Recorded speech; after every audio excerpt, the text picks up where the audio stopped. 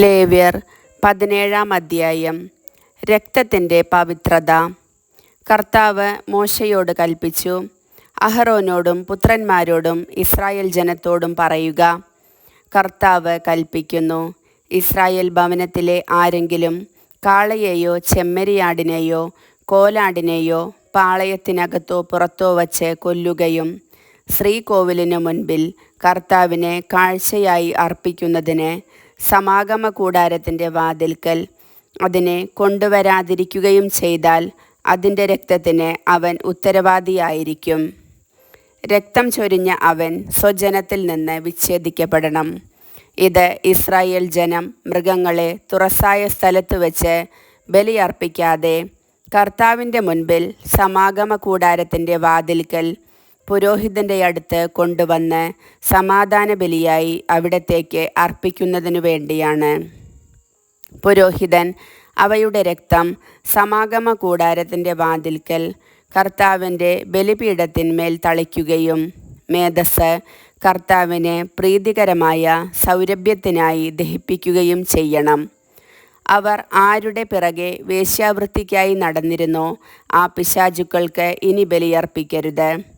ഇത് അവർക്ക് തലമുറ തോറും എന്നേക്കുമുള്ള നിയമമാണ്. നീ അവരോട് പറയുക, ഇസ്രായേൽ വംശത്തിൽ നിന്നോ അവരുടെ ഇടയിൽ വസിക്കുന്ന വിദേശികളിൽ നിന്നോ ആരെങ്കിലും ദഹനബലിയോ മറ്റു ബലികളോ അർപ്പിക്കുമ്പോൾ അത് കർത്താവിനർപ്പിക്കാൻ സമാഗമ കൂടാരത്തിൻ്റെ വാതിൽക്കൽ കൊണ്ടുവരാതിരുന്നാൽ അവൻ സ്വജനത്തിൽ നിന്ന് വിച്ഛേദിക്കപ്പെടണം. ഇസ്രായേൽ വംശത്തിലോ അവരുടെ ഇടയിൽ വസിക്കുന്ന വിദേശീയരിലോ ഉള്ള ആരെങ്കിലും ഏതെങ്കിലും തരം രക്തം ഭക്ഷിച്ചാൽ അവനെതിരെ ഞാൻ മുഖം തിരിക്കും. അവനെ ഞാൻ സ്വജനത്തിൽ നിന്ന് വിച്ഛേദിച്ചു കളയും. എന്തെന്നാൽ ശരീരത്തിൻ്റെ ജീവൻ രക്തത്തിലാണിരിക്കുന്നത്. അത് ബലിപീഠത്തിന്മേൽ ജീവനു വേണ്ടി പാപപരിഹാരം ചെയ്യാൻ ഞാൻ നൽകിയിരിക്കുന്നു. അതിൽ ജീവനുള്ളതുകൊണ്ട് രക്തമാണ് പാപപരിഹാരം ചെയ്യുന്നത്. നിങ്ങളോ നിങ്ങളുടെ ഇടയിൽ വസിക്കുന്ന വിദേശീയരിലാരെങ്കിലുമോ രക്തം ഭക്ഷിക്കരുതെന്ന് ഞാൻ ഇസ്രായേൽ ജനത്തോട് പറഞ്ഞത് അതുകൊണ്ടാണ്. ഇസ്രായേൽ ജനത്തിൽ നിന്നോ അവരുടെ ഇടയിൽ വസിക്കുന്ന വിദേശീയരിൽ നിന്നോ ആരെങ്കിലും ഭക്ഷിക്കാവുന്ന ഒരു മൃഗത്തെയോ പക്ഷിയെയോ വേട്ടയാടി പിടിച്ചാൽ അതിൻ്റെ രക്തം ഊറ്റിക്കളഞ്ഞ് മണ്ണിട്ട് മൂടണം. എന്തെന്നാൽ എല്ലാ ജീവികളുടെയും ജീവൻ അവയുടെ രക്തത്തിലാണ്.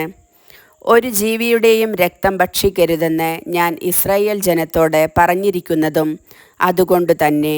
ആരെങ്കിലും അത് ഭക്ഷിച്ചാൽ അവൻ ജനത്തിൽ നിന്ന് വിച്ഛേദിക്കപ്പെടണം. ചത്തതിനെയോ കാട്ടുമൃഗം കൊന്നതിനെയോ ഭക്ഷിക്കുന്നവൻ സ്വദേശിയോ വിദേശിയോ ആകട്ടെ തൻ്റെ വസ്ത്രം അലക്കി കുളിക്കണം. വൈകുന്നേരം വരെ അവൻ അശുദ്ധനായിരിക്കും. അതിനുശേഷം ശുദ്ധനാകും. എന്നാൽ തൻ്റെ വസ്ത്രം അലക്കാതെയും കുളിക്കാതെയും ഇരുന്നാൽ അവൻ കുറ്റക്കാരനായിരിക്കും.